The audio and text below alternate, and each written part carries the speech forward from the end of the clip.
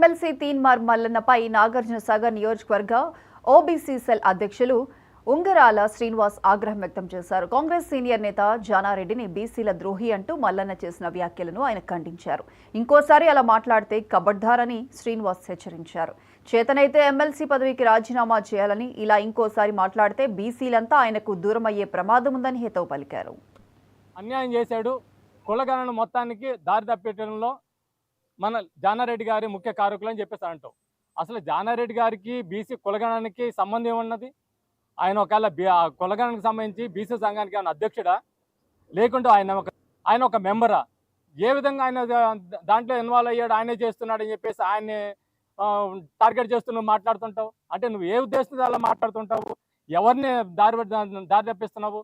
ప్రతి యూత్ని, ప్రతి యువకుడిని కూడా నువ్వు టార్గెట్ చేస్తూ వాళ్ళని రెచ్చగొడుతూ వాళ్ళ మనోభావాలను దెబ్బతీసేట్టుగా మాట్లాడుతున్నావు. వాళ్ళని రెచ్చగొట్టి వాళ్ళ జీవితాలను కూడా నాశనం చేస్తున్నావు నువ్వు ఈ రెచ్చగొట్టే విధానంతో. రెడ్లు బీసీలు అని చెప్పేసి నువ్వు విడదీసి మరీ వాళ్ళని రెడ్లకి బీసీలకి పుల్లలు పెడుతున్నావు. నువ్వు అది కరెక్ట్ కాదు కదా. నువ్వు ఒక క్యూన్యూస్ రిపోర్టర్గా ఉన్నావు, క్యూన్యూస్ అధినేతగా ఉన్నావు.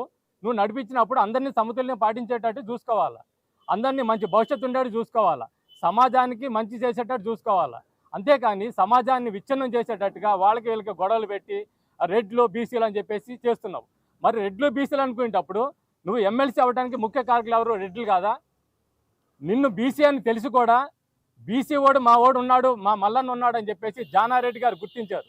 గుర్తించి నిన్ను తీసుకొని వచ్చి నిన్ను కంపల్సరీ గెలిపియాలని చెప్పి నీ దగ్గర డబ్బులు లేకపోయినా కానీ తుమ్మల నాగేశ్వరరావు గారు కానీ జానారెడ్డి కానీ అర్ధరాత్రి 1 గంట టైంలో నీ దగ్గర ఇక్కడ ఇంట్లో కూర్చొని సమావేశం అయ్యి, అది వీడి దగ్గర డబ్బులు లేవు, ఈ మీటింగులు కానీ ఈ ఎలక్షన్ ఖర్చులు కానీ ఏ విధంగా ఖర్చు పెడదాం, ఏ విధంగా తీసుకొద్దాం, ఏ విధంగా గెలిపించుకుందాం అని చెప్పేసి వాళ్ళు తపన పడి కష్టపడి డబ్బులు అరేంజ్ చేసి మమ్మల్ని అందరినీ నిద్రాహాల్లో లేకుండా చేసి నీ కోసం కష్టపెట్టించి మేము ఎమ్మెల్సీగా గెలిపించుకున్నాం కదా.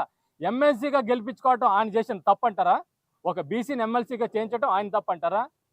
బీసీ చేసిన తర్వాత నువ్వు ఎమ్మెల్సీ అయిన తర్వాత మా గ్రాడ్యుయేట్ల కోసం నువ్వేం చేసినావు? ఒక మీటింగ్ అరేంజ్ చేసినావా? మా కోసం ఏమైనా మాట్లాడినావా? మరి ఇవన్నీ మాట్లాడుకుని నువ్వు ఎలా మాట్లాడతావు? నువ్వు అసలు నీకు ఏ హక్కు ఉందని చెప్పేసి మాట్లాడతావు. నీకు ఏ దమ్ ఎక్కడ నుంచి వచ్చింది నీకు జానరెడ్డి సార్ గురించి